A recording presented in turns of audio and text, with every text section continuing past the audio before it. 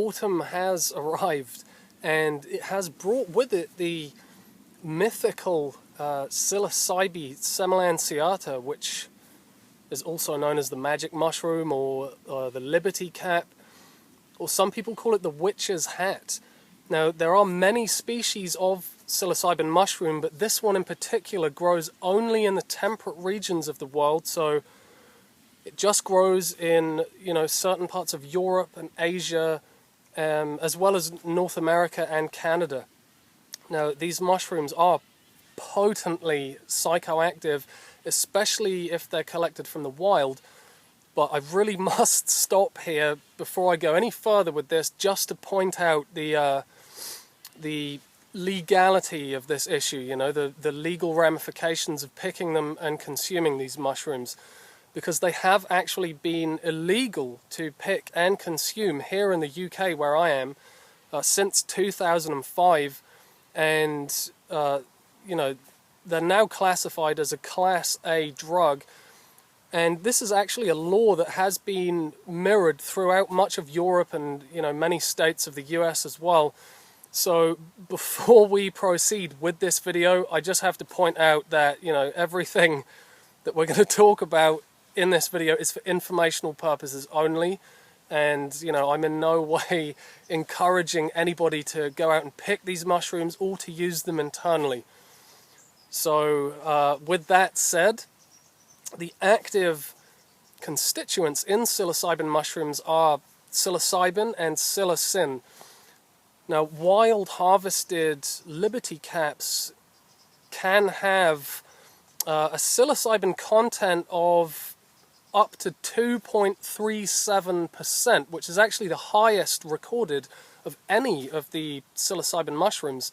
Now, they do tend to have a low psilocin content, which isn't really, the biggest deal, because all of the psilocybin in the mushroom is converted into psilocin in the body, which is actually what initiates the psychoactive effects of these mushrooms. Now, the low psilocin content also allows for this particular species to be stored for a lot longer with very little deterioration in potency. And it also makes them not produce a blue color when they're damaged or bruised. Both of those aspects are actually quite unlike almost all of the other species in the psilocybe genus. Now, obviously, I am fully aware of the controversial nature of the title and the subject matter of this video, but I think it's really important that we can not let our limiting belief systems act as, insurmountable obstacles to us actually exploring new ideas and new territory.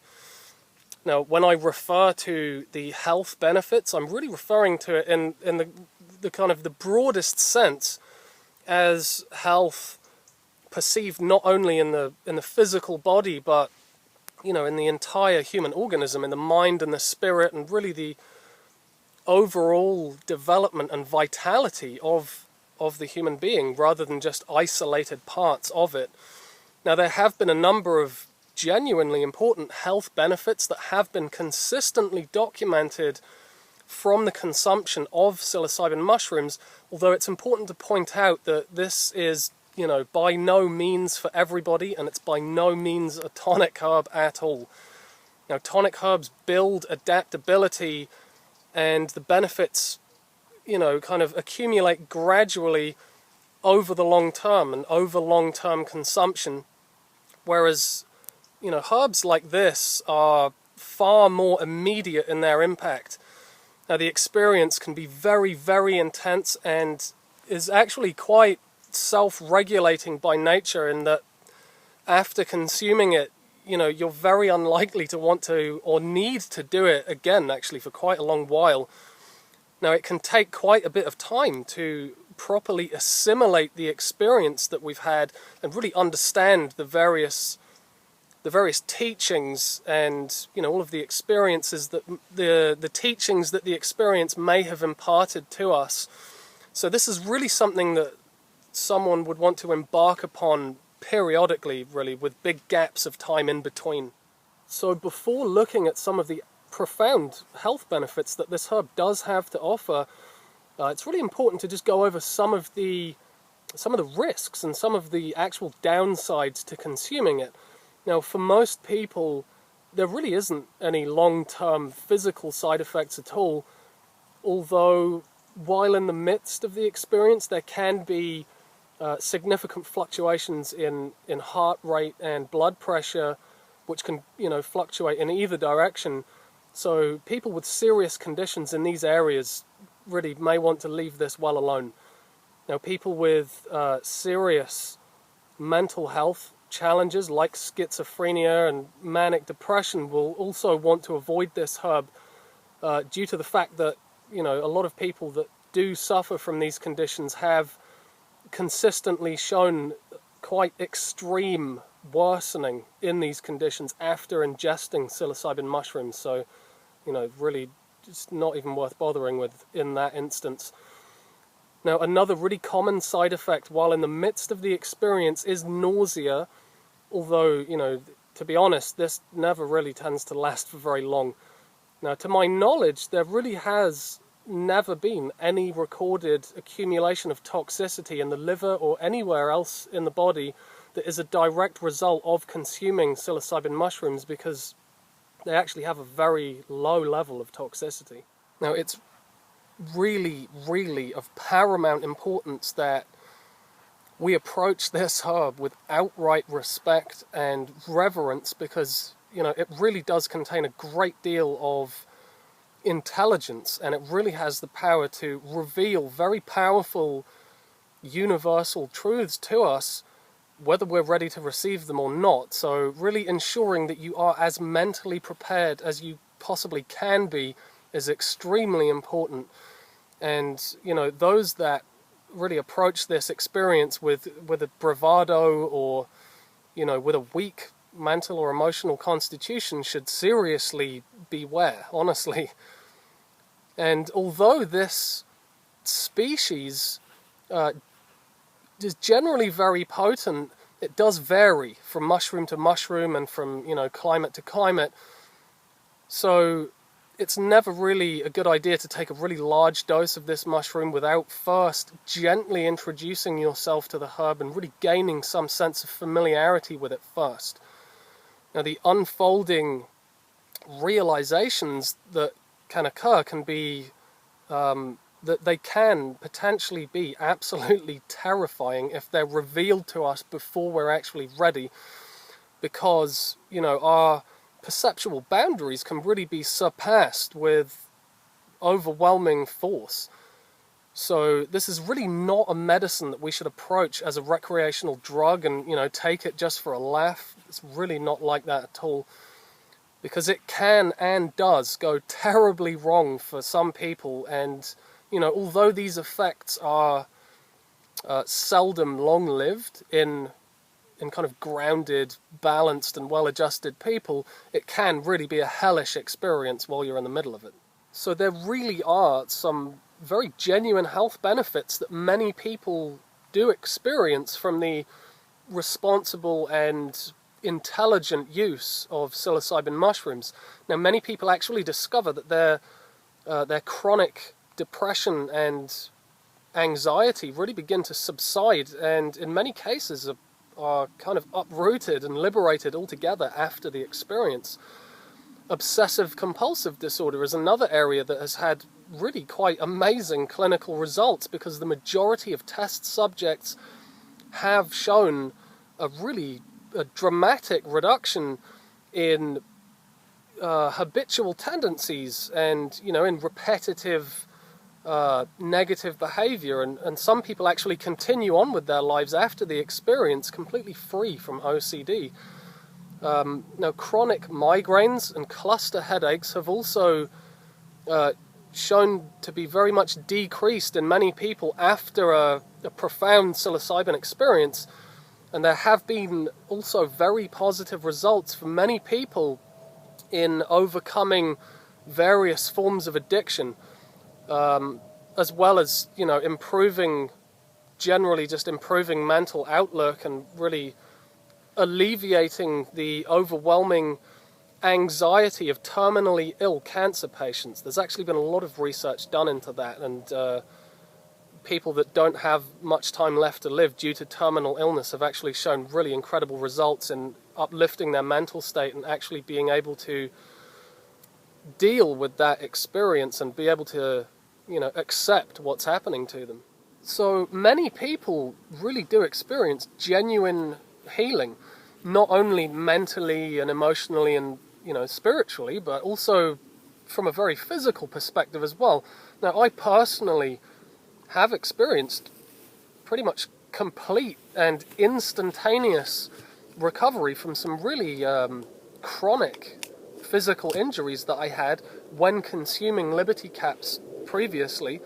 Now, I'm not for a moment suggesting that this is going to be the case for everybody, but my personal experience was that the physical body assumed a much more fluid-like ability to move, and because of that, a lot of trapped energy and kind of congested pain that had accumulated in certain areas of the body was very easily released, with a subsequent increase in movement and motility and a significant decrease in pain and a complete absence of pain.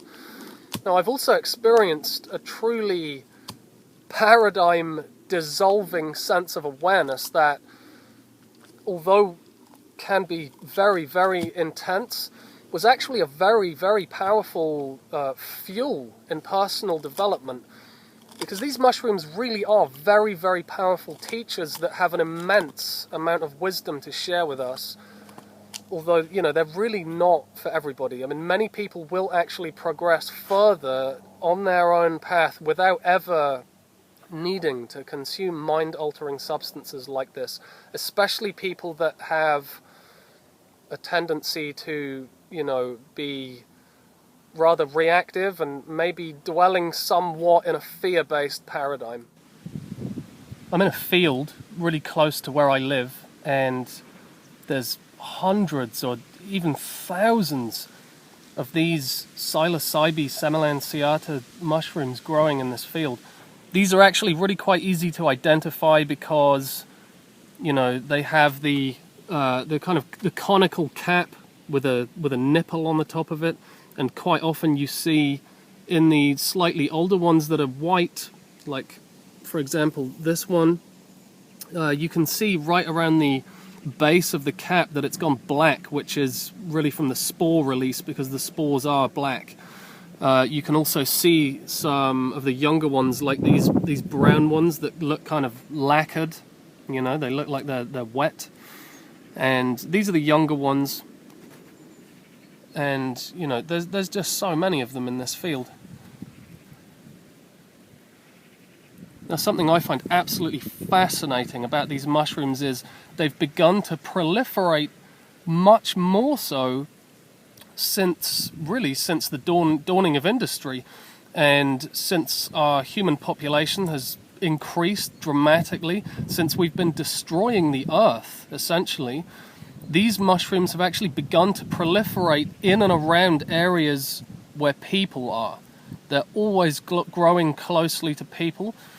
They're always growing in, pasture land or disturbed habitat or areas that are in transition, namely because human beings are disturbing the earth. So these mushrooms grow in much larger numbers around people since we've been destroying the earth, since we've actually got a lot to learn from the earth about connecting to the earth and how we can live in a low-impact, sustainable way in harmony with natural cycles. So psilocybin mushrooms are classified as entheogens, which basically means that they are considered to be spiritually enhancing agents. And, there is very clear evidence that they have been ritually consumed for many thousands of years in Central America and some parts of South America, as well as, many other parts of Europe and Asia. Now, there is an abundance of prehistoric cave art and stone carvings that seem to very clearly indicate that psilocybin mushrooms have been ritually used as spiritual catalysts and in divination ceremonies and shamanic practices for many, many thousands of years. Very common perceptions while working with this herb and experiences that I have had myself are a much more direct perception of nature and the interconnected nature of all things. Now, there's often a lot of sacred geometry that can kind of feel somewhat like the language of the universe being spoken through a kind of visual medium. Now, there can be a huge increase in heart-centered perception that really focuses more on perceiving through feeling rather than, logical, analytical, reductionistic thought processes.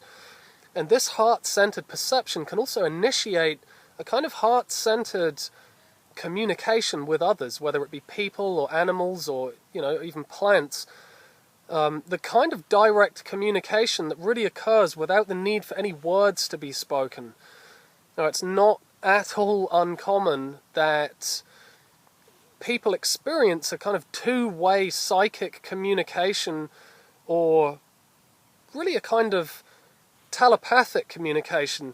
And this can really be profoundly healing in and of itself, because it's really our hearts that have become so closed due to our sweeping disconnection from each other and really from the world in general.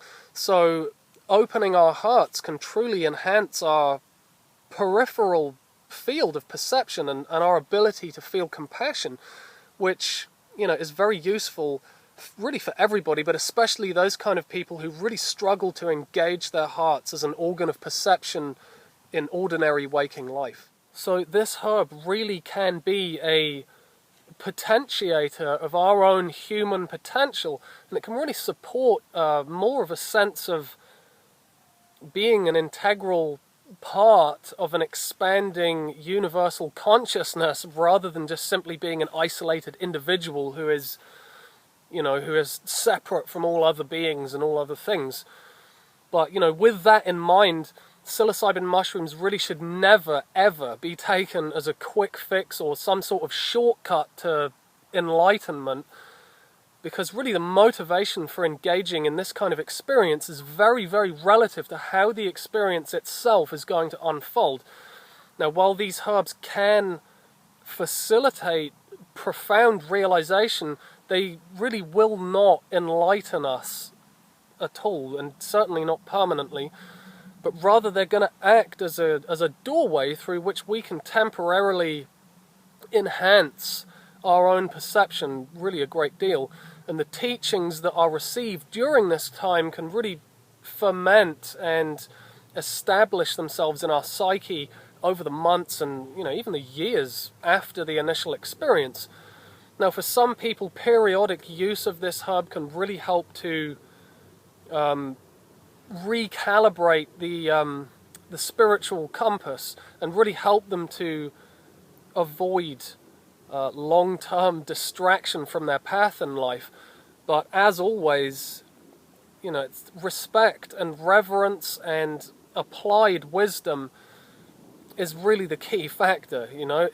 It's really of paramount importance that people make sure that they really are fully prepared to undertake this experience before embarking upon it, and to do so ideally in a supportive group setting with as much of a controlled environment as possible.